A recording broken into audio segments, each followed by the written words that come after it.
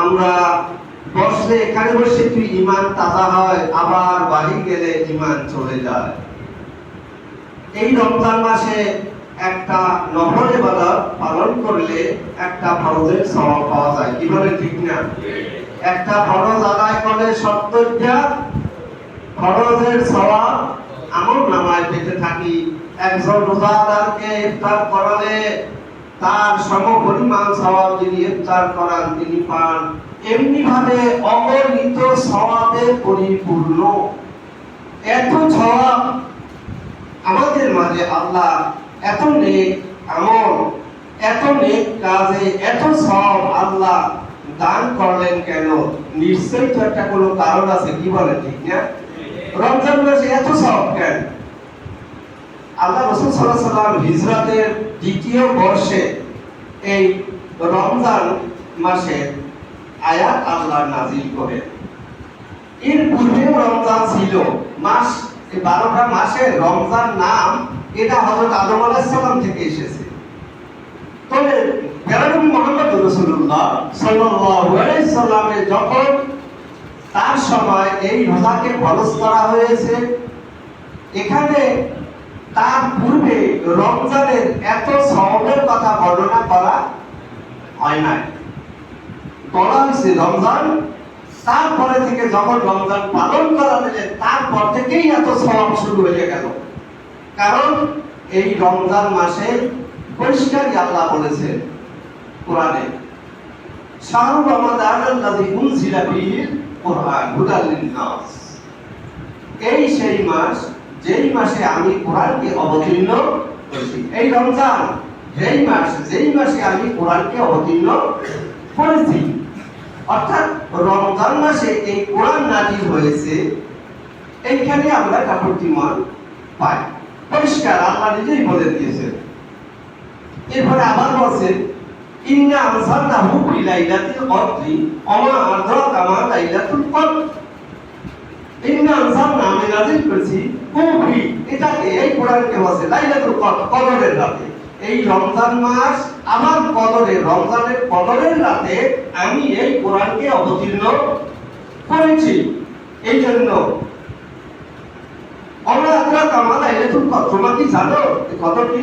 লাইলাতুল কদর খায়রুম মিনাল শাহর, এটা 1000 মাসের চেয়েও উত্তম। 1000 মাস যদি ইবাদত বندگی করি, তার চেয়েও বেশি 1000 মাস যদি ইবাদত বندگی করি, তাতে যা সওয়াব হয় তার চেয়ে বেশি সওয়াব হয় একটা রাতে। এর কারণ হলো একটাই, যে এই মাসে কোরআন অবতীর্ণ, এই কদরের রাতেই কোরআন অবতীর্ণ হয়েছে। আচ্ছা, এই কোরআন অবতীর্ণর কারণে এত সওয়াব। এখন এই কোরআনকে যদি আমরা না মানি, যারা জীবনে কোরআনকে মানব না, তাদেরকে কি এই সওয়াব আল্লাহ দান করবেন? যে কোরআনকে মানব না, কি সওয়াব পাবো না? কোরআনের উসিলায় এত সওয়াব। কোরআনই যদি না মানি, তাই সওয়াব কি আল্লাহ দেবেন? না, আল্লাহ দেবেন না। যেমন খতম তারাবি পড়ি না আমরা? আচ্ছা, খতম তারাবিতে প্রত্যেক মসজিদে 30 পারা কোরআন হাফেজ সাহেব, তার পিছনে আমরা পড়িয়া এরপরে তারাবি পড়ি না? আচ্ছা, সূরা মায়েদায়, এই সূরা মায়েদায় আল্লাহ 3টা আয়াত নাযিল করেছেন, 43, 45, 47। এই সূরায় এখানে আছে, আল্লাহ পরিষ্কার এখানে বলেছেন বিচার ব্যবস্থার কথা। অমাল্লাম ইয়াকুম বিমা আনজালাল্লাহু ফাউলাইকা হুমুজ যালিমুন ফাউলাইকা হুমুল ফাসিকুন ফাউলাইকা হুমুল কাফিরুন। যারা আল্লাহর দেওয়া বিধান মোতাবেক, কোরআন মোতাবেক বিচার ফয়সালা করে না, আইন কানুন চালায় না, তারা জালেম, ফাসিক, কাফের। এইটা বলিয়াই আমরা কিন্তু খতম তারা বিশ্বাস করছি না? যারা আল্লাহর দেওয়া বিধান মোতাবেক, কোরআন মোতাবেক বিচার ফয়সালা করে না, এই দেশে গ্রামে সালিসি মাতবাড়িতে বিচার ফয়সালা কোরআন অনুসারে যদি না করে, এরা জালেম, ফাসিক, কাফের। 3 দলের একদলও জান্নাতে যাইবে। তাই যত তারাবি পড়ছে, তার বাইরে যে কোরআন অনুসারে আইন কানুন এই যুগে চলে না, বলি কি না? যারা বলে কোরআনের আইনে চলবে না, ওরা জালেম, নয় ফাসিক নয় কাফের। আমার কথা না, আল্লাহর কথা। আল্লাহ বলছে না ওদের তারাবি একটা হইছে, একটা তারাবি ওদের হয় নাই। আল্লাহর দেওয়া বিধান মোতাবেক যারা বিচার ফয়সালা করার পক্ষে নাই তাদের তারাবি একটা হয় নাই। তার কারণ এই কোরআন নাযিল হয়েছে তো এই রমজান উপলক্ষে, আর এই রমজানে তারাবি পড়ো, অর্থাৎ আল্লাহর বিচার মানো না। কার বিচার মানো? তোমরা এর সাথে বিচার মানো, তার দেওয়া সংবিধানের বিচার মানো, তোমরা শেখ মুজিবের দেওয়া সংবিধানের বিচার মানো, তোমরা জিয়াউর রহমানের দেওয়া বিচারের ফয়সালা মানো, অর্থাৎ কোরআনের বিচার মানো না।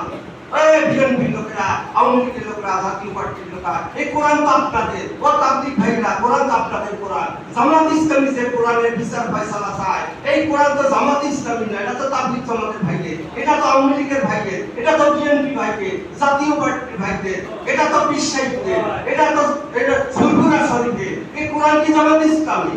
নো। সবার তাহলে যেটা সবার কমন, এইটা কেন আপনারা মানেন না? যারা মানেন না তাদের জন্য আল্লাহ ফয়সালা দিয়েছেন এই রমজান উপলক্ষে। রমজান পালন করেন, এত সওয়াব, এত কিছু আল্লাহ যদি একদিন চিন্তা করছেন কোরআন মানেন কিনা সব। এজন্য কোরআন নামাজ মানি, কোরআনের রোজা মানি, হজের কথা বলতে মানি, যাকাতের কথা ইচ্ছে করলে মানি, নাইলে মানি না। কিন্তু কোরআনের বিচার ফয়সালা মানি না, কোরআনের আইন কানুন মানি না। এই যারা কোরআনের কিছু মানবে আর কিছু মানবে না তারা জাহান্নামী। আমি বলি আল্লাহ বলছে সূরা বাকারায়, আল্লাহ তুমিনুনা বিবাদিল কিতাব ওয়া তাকফুরুনা বিবাদ ফামা জাযাউ মান ইয়াফআলু যালিকা মিনকুম ইল্লা খিজাউন ফিল হায়াতিদ দুনিয়া ওয়া ইয়াউমাল কিয়ামাতি ইউরাদুনা ইলা আশাদ্দিল আযাব। আমরা তো মেনে বিবাদের কিতাব, তোমরা এই কিতাবের এই কোরআনের কিছু মানো কিছু মানো না। অর্থাৎ তোমরা বারবার যারা মানে না তারা যাজাউল, আমি তাদেরকে শাস্তি দেব। যাজা মানে শাস্তি, মাইয়া ভাইলু যালিকা মিনকুম ইল্লা খিজাউন ফিল হায়াতিদ দুনিয়া, তারা দুনিয়ার জীবনে লাঞ্ছিত বঞ্চিত অপমানিত হবে। ওয়া ইয়াউমাল কিয়ামাতে, এবং কিয়ামতের দিন ইউরাদুনা ইলা আশাদ্দিল আযাব, আমি তাকে কঠিন আযাব দেব, দোজখের কঠিন গহ্বরে নিক্ষেপ করব। যারা কোরআনের নামাজ মানে, রোজা মানে, হজ যাকাতের কথা স্বীকার করি, যারা কোরআনের আইন মানি না, কোরআনের অর্থনীতি মানি না, কোরআনের সমাজনীতি মানি না, কোরআনের যুদ্ধনীতি মানি না, কোরআনের বন্দী নীতি মানি না, কোরআনের ভর্তা মানি না, তাদের জন্য আল্লাহ বলছে এই কোরআনের যারা কিছু মানবা কিছু মানবা না, যত নামাজ পড়ে না, রোজা নয়, কোন কাম হবে না, আল্লাহ ডাইরেক্ট বলছে তাদেরকে আমি কঠিন শাস্তি দেব, দোজখের গহীন গহ্বরে নিক্ষেপ করব। আমি আপনাদেরকে অনুরোধ করব রমজান মাসে তওবা করেন। তওবা করি আমরা, কোরআনের মানে এতই মানবেন কেন? মানলে সব মানবেন না, মোটেও মানবেন না। আংশিক ইবাদত আল্লাহ কবুল করে না। ৬০ রাকাত আসরের নামাজ আইতে আছে, ৬০ রাকাতের জায়গায় যদি ৩ রাকাত পড়েন আল্লাহ কবুল করবে না। আজকে রোজা এখন পর্যন্ত আছেন না? আচ্ছা, এখন যাইলে যদি ২ গ্লাস পানি খান যাইয়া, তাহলে এই রোজাটা কি হবে? সওয়াব দেবে? আল্লাহ তো উচিতা দেয় যে আল্লাহ ও বান্দাটাই এই সারা দিনের ১২ সময় উপোস করছে, অন্তত একটা রোজার ১২ সওয়াব হলে দিই কি করে দিতে দেবে আল্লাহ। এতই আসর তোমার রোজা রাখলাম, আল্লাহ আন্দাজে সাইডের ৩ বেলা কত সওয়াবটা দিতে পারতে দেবে? আল্লাহ আংশিক ইবাদত কবুল করেন না, করলে পুরো যাবে না, এই কথাই না। যেমন রোজা আসর তোমায় চললে মোটেও সওয়াব না, কোরআনের কিছু মানবেন কিছু মানবেন না, এতে কোনো সওয়াব পাইবেন না। প্রমাণ এটাই, মনে রাখেন, যে যেই করে যত বুজুর্গ মনে করি না কেন আমার কাজ হবে না। আংশিক কোরআন যারা মানবে জান্নাতের ঘেরাও পাইবে না। উদাহরণস্বরূপ বলি, রোজার আসছে, রোজার উপলক্ষে এত সওয়াব, রোজায় না মানলে এটা হবে না, পাইবেন না। আচ্ছা, বরযাত্রী, আমরা তো বাড়ি মাইকে খাইয়া বিয়া দেন না? আচ্ছা, তাহলে বরযাত্রী আইছে, বর আইছে, এলাকায় যাত্রীও আইছে, উপলক্ষ কি বর, কি বলেন? এখন কোন লোক আসছে যদি বলে খানা খাওয়া দাওয়া করে ফ্রি, কোনো ঘুমানো দেবেন না। আপনি ফিরি খাওয়াইবেন, লওয়াইবেন, আদর করবেন, যত্ন করবেন, 2 দিন 3 দিন রাখবেন, সব কিছু করবেন। কোন লোক যদি বলে যে আইয়া যে দেখেন বর যাচ্ছে, আমি এই বরকে স্বীকার করি না, এই মাইয়া দেওয়া হবে না। আপনি যদি ওই বরের অস্বীকার করেন, আমার ওই বাড়ি খাওয়াইবে, ভাত খাওয়াইবে, খাওয়াইবে একটা ডান্ডার বাড়ি। আইসো আমার বাড়ি, তুই আমার বরই অস্বীকার করছো, তো ডান্ডার বাড়ি ছাড়া তোর কপালে কিছু নাই। অর্থাৎ ওখানে প্রধান হলো বর। আপনি বরকেও যদি না মানে, মুসলমানদের জন্য প্রধান গ্রন্থ হয়েছে কি, জীবন বিধান হয়েছে কি, আল কোরআন।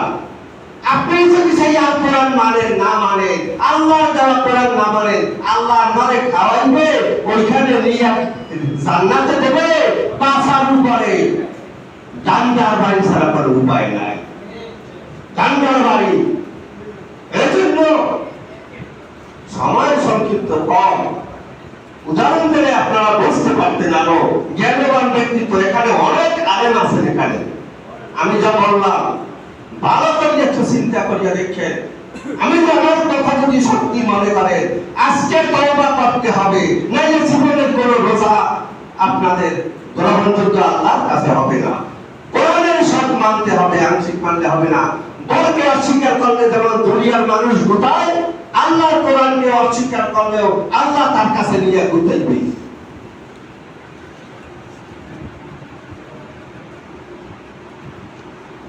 এজন্য আমি অনুরোধ করব, রমজান মাস আমাদের কাছ থেকে বিদায় নিতে যাচ্ছে, আসছে, এক এক করিয়া আমাদের কাছ থেকে চলে যাচ্ছে। এই 30 দিন রমজান, আজকে কত রমজান গেল? 13। আর মাত্র 17 দিন বাকি আছে। বাকি দিন কয়টায়? অন্তত একটু ভাবি, মুসলমান যারা হয়েছি তারা আল্লাহর বিধানকে, এই কোরআনকে আমরা যেন অস্বীকার না করি। কোরআন অস্বীকারীকে আর অল্প মানবেন, রোজা নামাজ মানেন, এটা ঠিক আছে।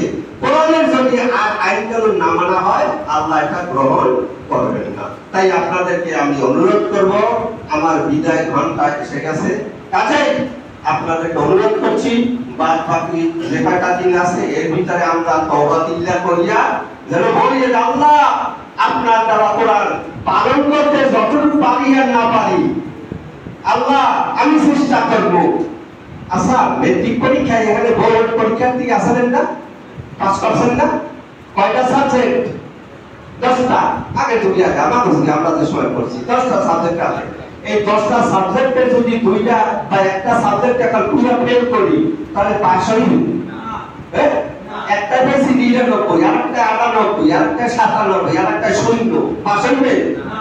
নামাজে 99 পাইছে আল্লাহর দ্বারে, রোজায় 98 পাইছে, বুঝতে পারছেন? অন্যান্যটাকে নম্বর পাইছে, আপনি কোরআনের রাজনীতিতে পাইছে 0। তার কারণ কোরআনের রাজনীতি আপনি করেন না, 0। আল্লাহর কাছে পাস হবে না।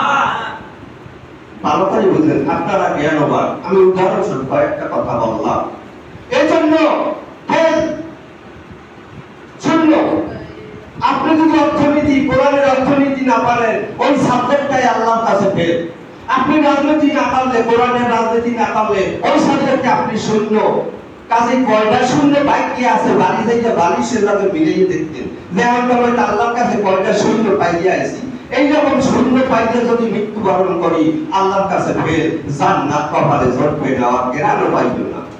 দেখতাছি জান্নাতের পাশে বারান্দা ও জায়গা জড়বে না। কাজে আমি অনুরোধ করছি, জান্নাত লাভ করতে হইলে, রমজান থেকে ফায়দা নিতে হলে কোরআনকে আমার অনুসরণ করতে হবে। কোরআনের উসিলায় রমজানের সওয়াব, কোরআন না মানলে রমজানের সওয়াব পাওয়া যাবে না। আল্লাহ রাব্বুল আলামিন আমাদের সবাইকে এই কোরআনকে মেনে আমাদের জীবনকে ধন্য করুন এবং পরকালে কোরআনের উসিলায় আমাদেরকে নাজাত দান করুন। আমিন। ওয়া আখিরু দাওয়ানা আনিল হামদুলিল্লাহি রাব্বিল আলামিন।